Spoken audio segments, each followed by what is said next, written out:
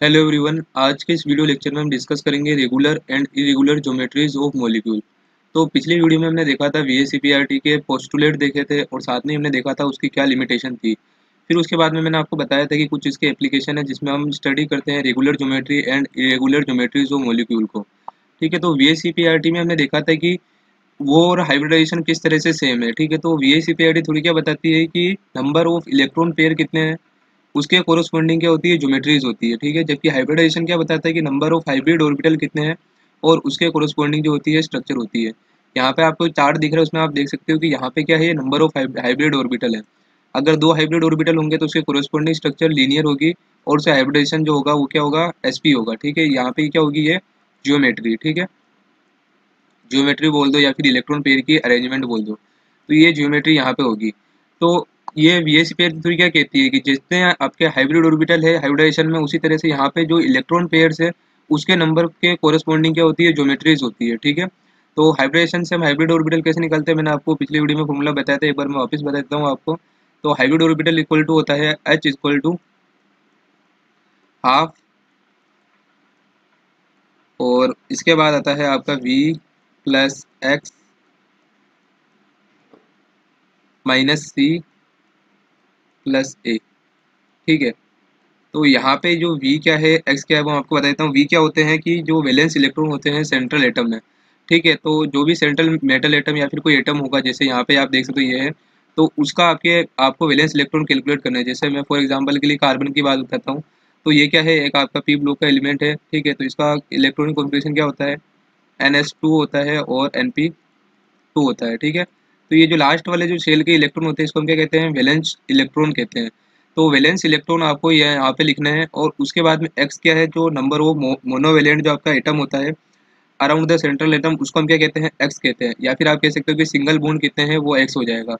इसके बाद आपको माइनस सी करना है। सी क्या होता है, केटायन, मतलब कि जितना भी आपका पॉजिटिव चार्ज है ऑन केटायन, या आपको इसमें से क्या करना है, माइनस कर देना है और ऐड कर देना है यहाँ पे नेगेटिव चार्ज ऑन एनायन। ठीक है, तो इस तरह से आप हाइब्रिडेशन कैलकुलेट करोगे। मैं आपको एग्जांपल से बता देता हूँ कि इसमें हाइब्रिड ऑर्बिटल आप कैसे निकालोगे। जैसे एग्जांपल में ले रहा हूँ CH4 का, तो यहाँ पे आपने देखा कि इसका वैलेंस इलेक्ट्रॉन कितने होते हैं कार्बन के अंदर, तो वैलेंस इलेक्ट्रॉन होते हैं 4। तो मैं क्या लिखूंगा फॉर्मूला में, 1/2 मल्टीप्लाई बाय इसके वैलेंस इलेक्ट्रॉन कितने हैं, 4 हैं, ये हमने यहाँ पे लिख दिए। और यहाँ पे हम देखेंगे कि नंबर ऑफ मोनोवेलेंट एटम कितने हैं। मोनोवेलेंट एटम ऐसे होते हैं जो क्या कर सकते हैं, केवल उनकी वैलेंसी एक ही होती है, मतलब कि वो एक जो होता है सिंगल बॉन्ड फॉर्म कर सकते हैं। ठीक है, यहाँ पे हाइड्रोजन है 4, तो मोनोवेलेंट एटम कितने हो गए, 4 हो गए, मतलब कि इसमें क्या है, 4 सिंगल बॉन्ड है। इसको आप ऐसे भी देख सकते हो, ये इसमें बीच में प्लस है। ठीक है, इसको आप ऐसे भी देख सकते हैं, यहाँ पे क्या होगा, कार्बन होगा, और यहाँ पे क्या होंगे, हाइड्रोजन। हाइड्रोजन ऐसे 4 हाइड्रोजन होंगे सिंगल बॉन्ड से जुड़े हुए। ठीक है, तो इस तरह से जो है आप कैलकुलेट करोगे नंबर ऑफ मोनोवेलेंट एटम, या फिर आप कह सकते हो सिंगल बॉन्ड। तो ये कैलकुलेट करने के बाद आप देखोगे कि इसमें कोई केटाइनिक या फिर पॉजिटिव चार्ज या फिर नेगेटिव चार्ज है क्या, तो यहाँ पे कोई भी चार्ज नहीं है, तो बाकी दोनों क्या होंगे, जीरो जीरो ही रहेंगे। तो इस तरह से जो हमारा पास हाइब्रिड ऑर्बिटल निकल के आएंगे वो कितना आएंगे, 4 + 4 कितना हो जाएगा, 8 हो जाएगा। इसमें 2 का डिवाइड करेंगे तो 4 निकल के आ जाएगा। तो हाइब्रिड ऑर्बिटल 4 होते हैं, तो इसके कोरस्पॉन्डिंग ज्योमेट्री क्या होती है, टेट्राहेड्रल होती है। तो कुछ इस तरह से इसकी क्या होगी, ज्योमेट्री होगी, या फिर आप कह सकते हो अरेंजमेंट। ठीक है, और वही हम वीएसईपीआर थ्योरी की बात करें तो वो क्या बताता है कि नंबर ऑफ इलेक्ट्रॉन पेयर कितने हैं। तो यहाँ पे आप देखोगे नंबर ऑफ इलेक्ट्रॉन पेयर कितने हैं, तो यहाँ पे 4 इलेक्ट्रॉन पेयर है, और चारों के चारों किस टाइप के इलेक्ट्रॉन पेयर हैं, बॉन्डेड इलेक्ट्रॉन पेयर्स हैं। तो जब बॉन्डेड इलेक्ट्रॉन पेयर्स होते हैं तो उसकी जो ज्योमेट्री होती है वही क्या होती है, शेप होती है। तो वीएसईपीआर थ्योरी बताती है कि आप किस तरह से ज्योमेट्री या फिर जो उसकी शेप है वो कैलकुलेट करोगे, और हाइब्रिडाइजेशन से भी आप वही जो है इजीली कैलकुलेट कर सकते हो। उसमें आपको नंबर ऑफ इलेक्ट्रॉन पेयर्स को भी कैलकुलेट नहीं करना पड़ेगा। ठीक है, तो यहाँ पे आपका अगर के हाइब्रिड ऑर्बिटल 2 होते हैं तो इसके कोरस्पॉन्डिंग ज्योमेट्री कौन सी होती है, लीनियर होती है, हाइब्रिडाइजेशन एसपी होता है, और उसके कोरस्पॉन्डिंग आप जो स्ट्रक्चर है कुछ इस तरह से बनाओगे। ठीक है, और सेकंड जो होता है कि अगर आपके नंबर ऑफ हाइब्रिड ऑर्बिटल 3 हो, या फिर जो इलेक्ट्रॉन पेयर्स हो, नंबर ऑफ इलेक्ट्रॉन पेयर्स हो वो 3 हो, तो उसके कोरस्पॉन्डिंग जो आपकी अरेंजमेंट या फिर ज्योमेट्री होती है वो होती है ट्राइगोनल प्लानर, और आप इसको इस तरह से ड्रॉ करते हो। और इसका में हाइब्रिडेशन क्या होता है, sp2 होता है। ठीक है, और इसके अंदर बॉन्ड निकल कुछ इस प्रकार से आप देख सकते हो। ठीक है, और इसी तरह से जब नंबर ऑफ हाइब्रिड ऑर्बिटल 4 होते हैं, या फिर आप कह सकते हो कि इलेक्ट्रॉन पेयर्स जो होते हैं इसमें 4 होते हैं, वो इलेक्ट्रॉन पेयर जो है लोन पेयर भी हो सकते हैं, बॉन्डेड पेयर भी हो सकते हैं। ठीक है, यहाँ पे हम ज्योमेट्री की बात करें, शेप की बात नहीं कर रहे हैं।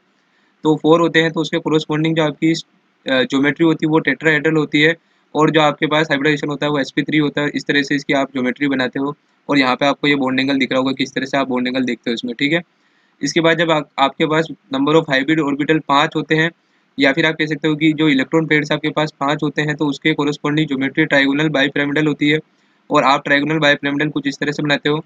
एक ट्राइगोनल होता है जो एक ही प्लेन के अंदर होता है इस तरह से, और एक अबव द प्लेन और एक बिलो द प्लेन होता है, उसको आप कुछ इस तरह से भी जो है रिप्रेजेंट कर सकते हो, ठीक है। तो एक अबव द प्लेन होगा और एक बिलो द प्लेन होगा। और ये जो है sp3d इसका हाइब्रिडाइजेशन होता है। और इस तरह से आप इसमें बॉन्ड एंगल देखते हो, एक 90 डिग्री होता है, एक 120 डिग्री होता है, ठीक है।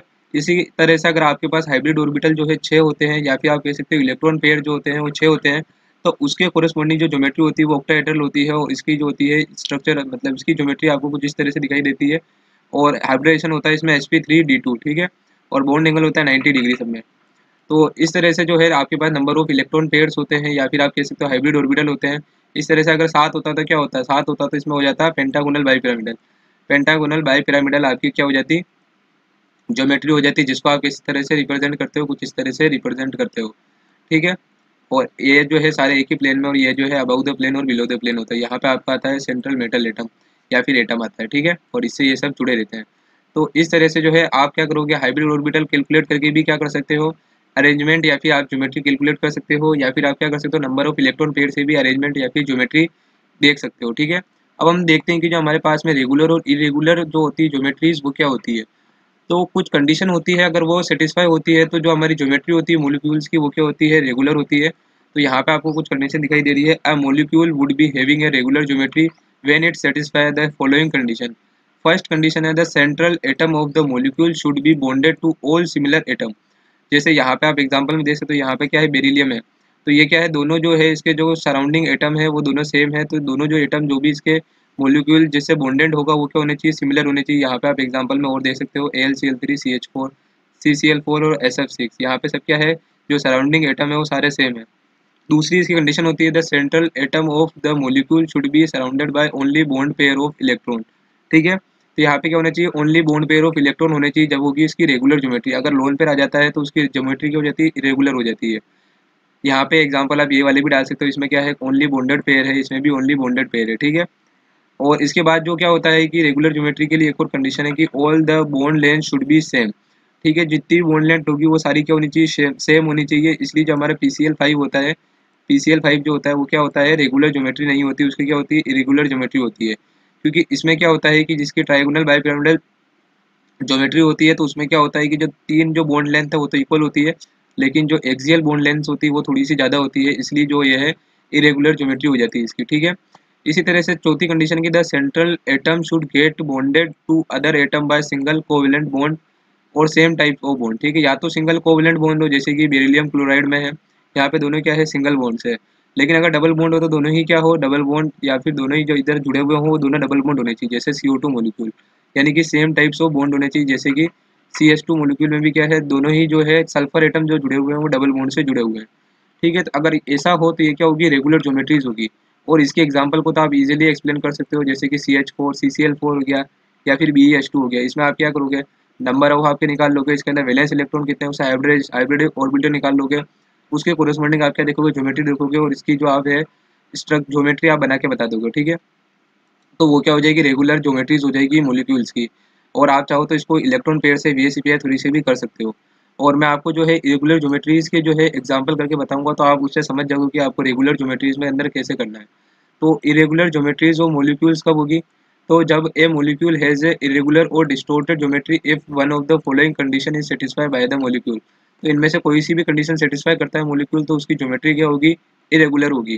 फर्स्ट कंडीशन है the central atom of the molecule is not bonded with all the similar atom.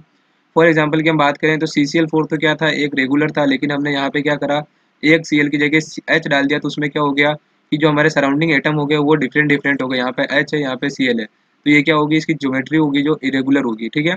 तो आपको कुछ कंडीशन है जो आपको याद करनी है, और अगर वो फॉलो हो जाती है कोई भी कंडीशन, तो क्या ज्योमेट्री होगी, इरेगुलर होगी, ठीक है। और एग्जांपल है CH3Cl। सेकंड कंडीशन है कि the central atom of the molecule possess one or more lone pair of electron in addition to one or more bond pair of electron. तो यहाँ पे सेकंड कंडीशन है कि अगर बॉन्ड पेयर के साथ में लोन पेयर भी होते हैं, तो वो जो मोलिक्यूल होगा वो क्या होगा, उसकी ज्योमेट्री जो होगी इरेगुलर होगी।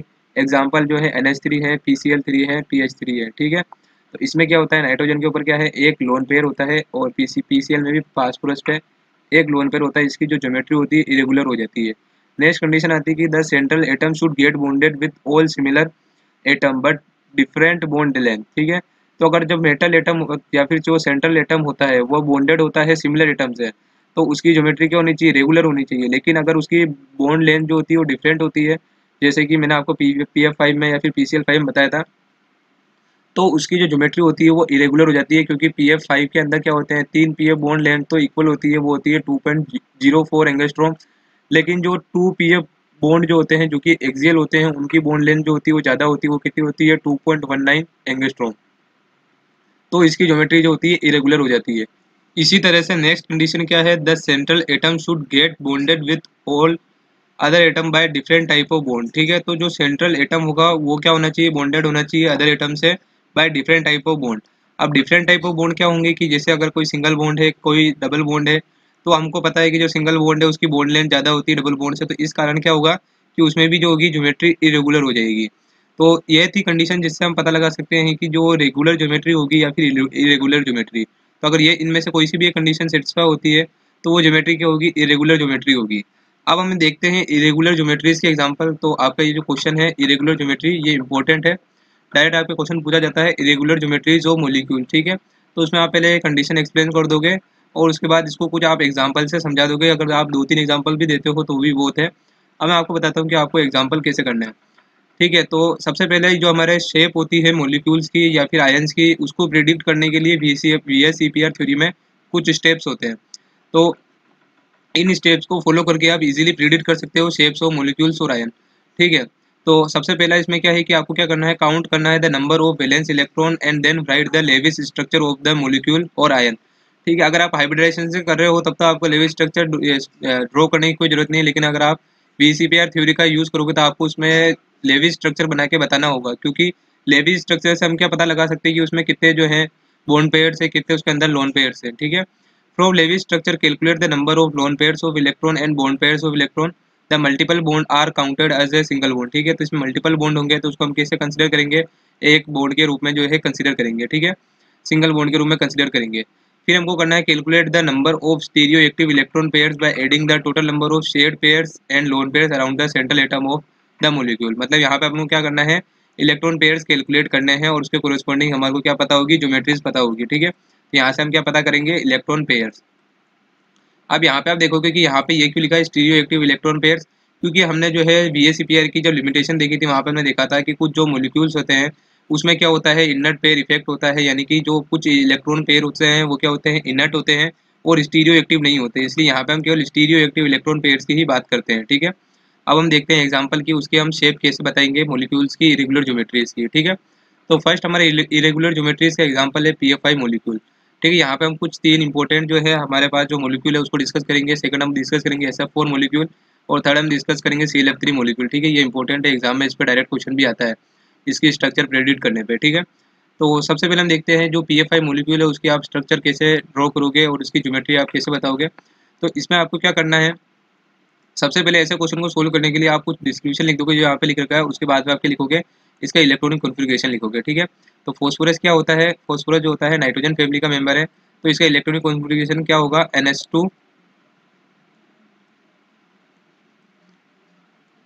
NH2NP3, ठीक है। तो ये क्या होगा, इसका इलेक्ट्रॉनिक कॉन्फ़िगरेशन होगा PF5 मॉलिक्यूल का, क्या फास्फोरस जो है एटम का, ठीक है।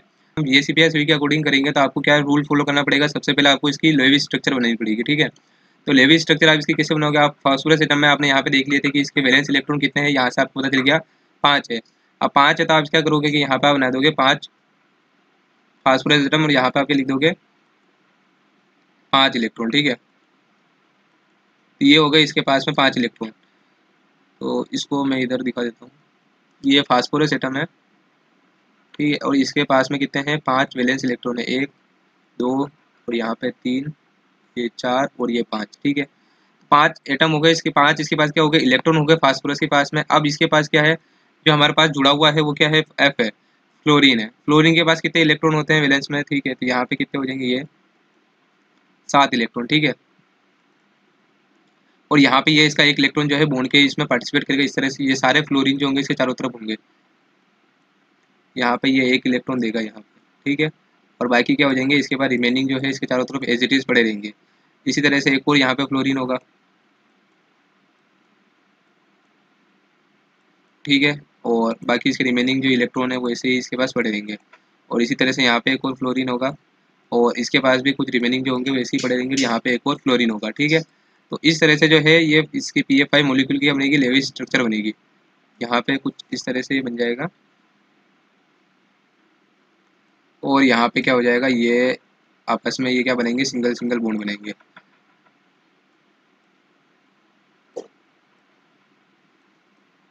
ठीक है, तो आप इसकी स्ट्रक्चर देखोगे तो आपको कैसी दिखाई देगी, इस तरह से। यहाँ पे मैं बता देता हूँ बना के आपको, PFFFF, ठीक है। ये हो गया PF5 मॉलिक्यूल।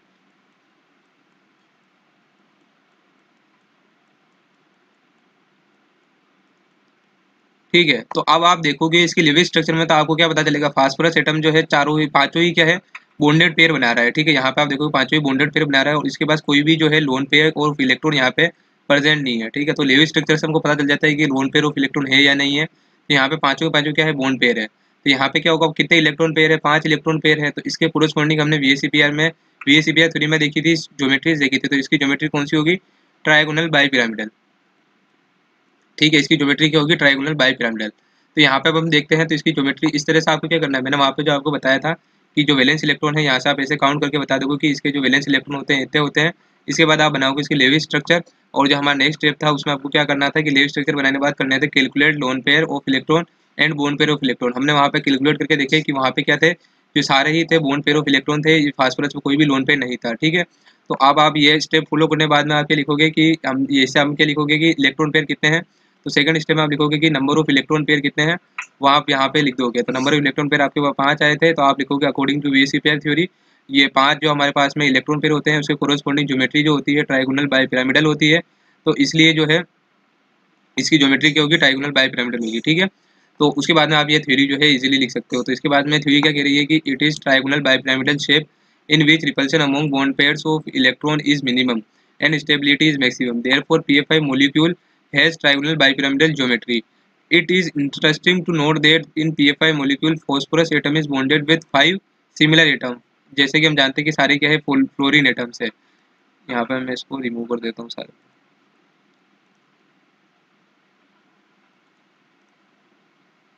तो यहाँ पे क्या है, जितने भी जो है फ्लोरीन एटम है, यहाँ पर देखो ये भी फ्लोरीन है, ये भी फ्लोरीन है और ये भी जो अटैच एटम है ये भी क्या है, सब फ्लोरीन है। तो सारे सिमिलर होते हैं। तो हमने देखा था कि वो क्या होती है, रेगुलर ज्योमेट्री होती है। लेकिन मैंने आपको जब इरेगुलर ज्योमेट्री बताई तो मैंने बताया था कि यहाँ पे क्या होता है कि जो सारी बॉन्ड लेंथ होती है पी एफ जो बॉन्ड है वो इक्वल नहीं होती है। देयरफॉर PF5 शुड बी क्या होना चाहिए, regular geometry. However it has irregular geometry because PF5 molecule 3 PF bond length are 2.04 angstrom while 2 PF bond length are 2.19 angstrom, ठीक है। तो ये जो है तीनों जो बॉन्ड लेंथ है इसकी जो कि इक्विटोरियल वाले हैं उसकी तो कितनी है 2.04 एंगस्ट्रॉम है, लेकिन जो इसके एक्सियल वाले जो बॉन्ड है उसकी बॉन्ड लेंथ कितनी है 2.19 एंगस्ट्रॉम। दस ये क्या है, एक तरह का इरेगुलर ज्योमेट्री ऑफ मोलिक्यूल का एग्जाम्पल है, ठीक है। तो इस तरह से आप लिखोगे, सबसे पहले आप क्या लिखोगे, सबसे पहले आप इसके वैलेंस इलेक्ट्रॉन लिखोगे, उसके बाद आप कैलकुलेट करोगे, आपकी इसकी ड्रॉ करोगे लेविस स्ट्रक्चर। लेविस स्ट्रक्चर से आप कैलकुलेट करके बताओगे कितने आपके पास इलेक्ट्रॉन पेयर है। फिर अकॉर्डिंग टू VSEPR थ्योरी आप उसकी ज्योमेट्री लिखोगे और उसके बाद आप इसकी थ्योरी लिख के आप बताओगे कि किस तरह से ये इरेगुलर है, ठीक है। और इसके बाद जो हमारा, ठीक है, इस तरह से दिखाई देती है आपकी ट्रायगोनल बाइपिरामिडल ज्योमेट्री। ये सारे जो इक्वेटोरियल वाले हैं ये एक ही प्लेन में है और ये फ्लोरीन जो है अबव और बिलो द प्लेन है, ठीक है। तो इसके बाद जो हमारा सेकंड मॉलिक्यूल है जिसकी इरेगुलर ज्योमेट्री होती है वो होता है हमारे पास में SF4 मॉलिक्यूल। तो SF4 मॉलिक्यूल में क्या होगा कि ये तो सारे इसमें भी सेम एटम है, लेकिन इसमें क्या होगा, एक लोन पेयर ऑफ इलेक्ट्रॉन आ जाएगा। और वो हमारे को कैसे पता चलेगा, वो हम जब इसकी लेवी स्ट्रक्चर बनाएंगे तो हमको पता चलेगा। तो आप इसकी क्या करोगे कि आपको इसकी लेवी स्ट्रक्चर बनानी है, मैंने आपको प्रोसीजर बता दिया है। सबसे पहले आप क्या करोगे, वैलेंस इलेक्ट्रॉन काउंट करोगे। वैलेंस इलेक्ट्रॉन काउंट करने के बाद आप देखोगे कि कितने आपके पास में जो है मोनोवेलेंट एटम है। यहाँ पे कितने हैं, 4 मोनोवेलेंट एटम है। तो ये क्या करेंगे, सिंगल बॉन्ड बनाएंगे। तो उसको आप एक एक इलेक्ट्रॉन दे दोगे और जो वैलेंस इलेक्ट्रॉन जो आपके बच जाएंगे वो आपके क्या होंगे, लोन पेयर में काउंट हो जाएंगे, ठीक है। तो इसका आपके पास में इलेक्ट्रॉनिक कॉन्फ़िगरेशन क्या था, आपके पास में ये किसका फैमिली का, ऑक्सीजन फैमिली का है। तो इसका इलेक्ट्रॉनिक कॉन्फ़िगरेशन क्या होगा, NH2NP4 होगा, ठीक है। तो NH2NP4 होगा तो इसके बाद वैलेंस इलेक्ट्रॉन कितने हैं, 6 है। 6 वैलेंस इलेक्ट्रॉन होंगे तो क्या होगा, तो 6 वैलेंस इलेक्ट्रॉन होंगे तो यहाँ पे क्या होगा कि 4 तो आप इसमें बॉन्ड बनाने में यूज ले लोगे, लेकिन 2 जो वैलेंस इलेक्ट्रॉन आपके पास बच जाएंगे जो एज लोन पेयर होंगे, ठीक है। तो इसलिए ये क्या होगा, इरेगुलर ज्योमेट्री होगी इसकी, और इसकी ज्योमेट्री आपको कुछ इस तरह से दिखाई देगी। तो इसकी थ्योरी में आपके लिखोगे it is trigonal bipyramidal, it is trigonal bipyramidal geometry in which repulsion among electron pairs is minimum. तो यहाँ पे आप कैलकुलेट करोगे इलेक्ट्रॉन पेयर, ठीक है। तो थर्ड स्टेप में आपके लिखोगे नंबर ऑफ इलेक्ट्रॉन पेयर। तो नंबर ऑफ इलेक्ट्रॉन पेयर में आपके लिखोगे कितने नंबर ऑफ इलेक्ट्रॉन पेयर है, तो आप लिखोगे 4 तो आपके पास क्या है बॉन्ड पेयर्स है, और एक आपके पास क्या है, एक आपके पास क्या है, एक आपके पास लोन पेयर है। तो उसके कोरेस्पोंडिंग आपके लिख दोगे नंबर ऑफ इलेक्ट्रॉन पेयर आपके पास 5 है, तो उसके कोरेस्पोंडिंग VSEPR थ्योरी बताती है ज्योमेट्री जो होगी आपके पास में क्या होगी, ट्राइगोनल बाइपिरामिडल होगी, ठीक है। तो ये सब आपको जो ज्योमेट्रीज थी मैंने आपको पिछले वीडियो में बताई थी VSEPR थ्योरी के पोस्टुलेट के अंदर। तो अगर आपने वो वीडियो नहीं देखा हो तो पहले आप वो वीडियो जाके देख लेना, ठीक है। तो यहाँ पे क्या होगा कि जो इसकी ट्राइगोनल बाइपिरामिडल ज्योमेट्री होगी उसमें रिपल्शन जो अमोंग इलेक्ट्रॉन पेयर है वो मिनिमम होगा और स्टेबिलिटी मैक्सिमम होगी। Therefore SF4 molecule has trigonal bipyramidal geometry. पर ये it is interesting to note that in SF4 molecule sulfur atom is bonded with 4 fluorine atom and have one lone pair of electron. It is experimentally observed that lone pair of electron is situated at equator of the triangle. Thus SF4 molecule has a irregular or distorted tetrahedral या फिर हम इसको कह सकते हैं सीसो geometry as shown below, ठीक है। तो इसमें क्या होगा कि 4 तो आपके पास में क्या है बॉन्ड पेयर, लेकिन एक आपके पास लोन पेयर आ जाता है। तो हमने कंडीशन पढ़ी थी रेगुलर ज्योमेट्रीज की, तो वो उसको सेटिस्फाई करता है, इसलिए ये क्या है कि रेगुलर ज्योमेट्री जो मॉलिक्यूल का एग्जांपल है। और यहाँ पे आप देखोगे कि इसकी ज्योमेट्री सीसो क्यों होती है, क्योंकि हमने एक्सपेरिमेंटली ये देखा है कि जो हमारे पास में लोन पेयर होता है वो किसी एक इक्वेटर पे कोने पे जो होता है प्रेजेंट रहता है, इसलिए जो इसकी ज्योमेट्री बन के आ जाती है वो सीसा बन के आ जाती है, जिसे हम डिस्टोर्टेड टेट्राहेड्रल भी कहते हैं, ठीक है। तो ये आपको ध्यान रखना है। इसके बाद में जो नेक्स्ट हमारे पास में मॉलिक्यूल आता है वो आता है ClF3, ठीक है। तो ClF3 मॉलिक्यूल जो है इंपॉर्टेंट है, डायरेक्ट इस पर क्वेश्चन आता है। तो सबसे पहले आपके पास प्रोसीजर सेम रहेगा। प्रोसीजर में आपको सबसे पहले क्या करना है, नंबर ऑफ वैलेंस इलेक्ट्रॉन लिखना है। इसका जो होगा इलेक्ट्रॉनिक कॉन्फ़िगरेशन क्या होगा, NH2NP5 होगा, ठीक है, क्योंकि ये क्या है हेलोजन फैमिली का है। तो NH2NP5 होगा, मतलब इसके वैलेंस इलेक्ट्रॉन कितने हैं, 7 है। तो 7 वैलेंस इलेक्ट्रॉन है, तो आप क्या करोगे क्लोरीन के ऊपर जो होगे 7 जो आप इलेक्ट्रॉन दिखा दोगे, और उसके बाद में आप क्या करोगे कि देखोगे कि कितने आपके पास मोनोवैलेंट एटम है, यहाँ पे 3 है। तो आप यहाँ पे क्या करोगे 3 बॉन्ड पेयर बनाओगे, तो 1 2 और ये 3 बन जाएंगे। तो उसके बाद में जो कितने यहाँ पे 8 बन गए होंगे, इसको 1 को हटा देना, यहाँ पे कितने हैं टोटल 7 इलेक्ट्रॉन है वैलेंस के अंदर। तो इस तरह से आपके क्या बन जाएंगे, 3 तो आपके पास क्या बन जाएंगे बॉन्ड पेयर्स बन जाएंगे, बाकी आपके पास क्या बन जाएंगे 2 लोन पेयर जो हो जाएंगे बचे रह जाएंगे, ठीक है। तो इस तरह से आप लिविस स्ट्रक्चर से पता लगा लोगे कि कितने लोन पेयर और कितने बॉन्ड पेयर। तो यहाँ पे आप लिखोगे number of electron pair second step में, क्या थर्ड स्टेप में, ठीक है। फर्स्ट स्टेप में आप क्या करोगे नंबर ऑफ वैलेंस इलेक्ट्रॉन लिखोगे, उसके कोरेस्पोंडिंग सेकंड स्टेप में आप क्या बनाएंगे, ये आपके पास में जो लेविस स्ट्रक्चर होती है वो आप बनाओगे। उसके बाद में आपके लिखोगे नंबर ऑफ इलेक्ट्रॉन पेयर लिखोगे, जिसमें आप लिखोगे कि 3 तो आपके पास क्या है बॉन्ड पेयर है, प्लस 2 आपके पास क्या है लोन पेयर है। टोटल आपके पास कितने हो जाएंगे 5 जो हो जाएंगे आपके पास क्या हो जाएंगे इलेक्ट्रॉन पेयर्स हो जाएंगे। उसके कोरेस्पोंडिंग ज्योमेट्री आपकी VSEPR थ्योरी बताती है कि इसकी ज्योमेट्री जो हो जाएगी ट्राइगोनल बाइपिरामिडल होगी, ठीक है। तब आप क्या करोगे सारे जो इलेक्ट्रॉन पेयर है उसको ट्राइगोनल बाइपिरामिडल ज्योमेट्री में क्या कर दोगे, अरेंज कर दोगे, और उसके बाद आप देखोगे कि इसकी स्ट्रक्चर जो होगी या फिर शेप जो होगा क्या होगा, ठीक है। तो in this molecule central atom chlorine is surrounded by 3 bond pairs and 2 lone pairs of electron. Thus, chlorine is surrounded by 5 pairs of electron, and according to VSEPR theory, expected spatial arrangement of 5 pairs of electron around Cl is trigonal bipyramidal. But due to the presence of 2 electrons, 2 lone pairs of electron, this molecule has slightly bent or T-shaped structure, ठीक है। तो ये experimentally पता चलता है हमारे को कि जो अरेंजमेंट होगी लोन पेयर्स की वो कहाँ पे होगी, वो अगर वो हमारे क्या होगी इक्वेटर पे होगी या फिर एक्सेल पे होगी, ठीक है। तो यहाँ पे भी ये जो दो लोन पेयर है वो कहाँ पे होंगे इक्वेटोरियल पोजीशन पे होंगे। क्यों होंगे, क्योंकि यहाँ पे जो इसके बीच में रिपल्शन है उसमें जो होगा कम होगा आज कम्पेयर टू अगर एक्सेल पोजीशन पे होते हैं तो उनका जो होगा 3 जो यहाँ पे जो बोन पेयर प्रेजेंट होते हैं उनसे जो होता रिपल्शन होता, ठीक है। तो इस तरह से क्या हो जाएगा, इसकी स्ट्रक्चर आपको कुछ इस तरह से दिखाई देगी, जो ये क्या है स्लाइटली बेंट है, जिसको आप कह सकते हो टी शेप है। तो इस तरह से जो इसकी स्ट्रक्चर होती है वो होती है, ठीक है। तो ये वाली जो इसकी स्ट्रक्चर होगी वो होगी, ये वाली नहीं होगी, क्योंकि यहाँ पे जो एक्सियल पोजीशन पे लोन पेयर होंगे जो कि इतने स्टेबल नहीं होते हैं, ठीक है। यहाँ पे जो आपको रिपल्शन होगा, देखो इसको आप 3D में विजन करना है कि ये जो तीनों फ्लोरीन एटम वो क्या है एक ही प्लेन में है। ये वाली प्लेन जो है जो आपको ये स्क्रीन पे दिख रही है वो एक प्लेन है जिसमें सारे फ्लोरीन एटम है। अब ये अबाउ द आपकी स्क्रीन पे ये लोन पेयर आप मान सकते हो, और बिलो द आप इसकी स्क्रीन पे क्या मान सकते हो इसको। तो यहाँ पे जो लोन पेयर है वो किससे रिपेल होगा, ये एक फ्लोरीन 2 फ्लोरीन जो तीनों जो आपकी इक्वेटोरियल पोजीशन पे जो एटम है उनसे इसमें रिपल्शन होगा। जबकि जब ये इक्वेटोरियल पोजीशन पे होता तो उसका केवल जो है आपके ये वाले जो आपके लोन पेयर है उससे रिपल्शन होता, या फिर ये वाला जो आपके पास बॉन्ड पेयर इससे होता है। लेकिन ये जो है काफ़ी दूर दूर है, 120 डिग्री के एंगल पे है, ठीक है, तो इसमें रिपल्शन जो होता है कम होता है। तो इस तरह से आपको जो है एक्सप्लेन करना होता है मॉलिक्यूल्स के अंदर की इरेगुलर ज्योमेट्रीज आप कैसे बताओगे और रेगुलर ज्योमेट्रीज कैसे बताओगे। तो यहाँ पे मैंने आपको इरेगुलर ज्योमेट्रीज बताया था, तो आपको रेगुलर ज्योमेट्री कैलकुलेट करनी हो तो भी आपके पास यही स्टेप रहेंगे। सबसे पहले आप वैलेंस इलेक्ट्रॉन निकालोगे, उसके बाद में आप देखोगे उसकी लुईस स्ट्रक्चर में आपको जब आप रेगुलर मॉलिक्यूल्स की स्टडी करोगे वहाँ पे कोई भी लोन पेयर नहीं दिखेंगे, इसलिए आप जब इलेक्ट्रॉन पेयर कैलकुलेट करोगे तो उसमें केवल आपके बॉन्ड पेयर इंक्लूड होंगे और उसके कोरस्पॉन्डिंग आप क्या करोगे, जो हमने VSEPR थ्योरी पढ़ी थी उसमें हमने रेगुलर ज्योमेट्रीज देखी थी, वहाँ पे से आप उसकी ज्योमेट्रीज को ले लोगे, कंपेयर कर लोगे कि आपके पास नंबर ऑफ इलेक्ट्रॉन पेयर्स कितने निकले, उसके कोरस्पॉन्डिंग उसकी ज्योमेट्री होगी, वहाँ से आपको पता लग जाएगा। और उसके बाद आप क्या करोगे, जितने भी बॉन्ड पेयर है उसको उस ज्योमेट्री के अकॉर्डिंग अरेंज कर दोगे और स्ट्रक्चर आपकी या फिर शेप आपको वही का वही निकल के आएगा, क्योंकि हमने वहाँ पे डिस्कस किया था एक पॉइंट की जो रेगुलर जो हमारे पास में मॉलिक्यूल्स होते हैं उनकी ज्योमेट्री ही उनकी शेप होती है, ठीक है, जबकि जो इरेगुलर होते हैं उसमें जो होता है ज्योमेट्री उनकी शेप हो भी सकती है और नहीं भी हो सकती है, ठीक है। तो इरेगुलर ज्योमेट्रीज के हमने देखा था कि कौन कौन से फैक्टर्स होते हैं या फिर जो हमारे कंडीशंस होती है जो कि हमारे इरेगुलर ज्योमेट्रीज को क्या करती है, इन्फ्लुएंस करती है, और उसके हम जो है कैसे स्ट्रक्चर मतलब इसकी जो स्ट्रक्चर है और जो इसकी ज्योमेट्री है वो हम इसको एक्सप्लेन करेंगे। तो आई होप कि आपको वीडियो समझ में आया होगा। तो अगर आपको वीडियो से हेल्प मिली तो वीडियो को लाइक करें और नीचे जो आपको लाल कलर का सब्सक्राइब का बटन दिखेगा उसको प्रेस करके अपने जो फ्रेंड्स हैं उसके साथ वीडियो जरूर शेयर करें, ठीक है।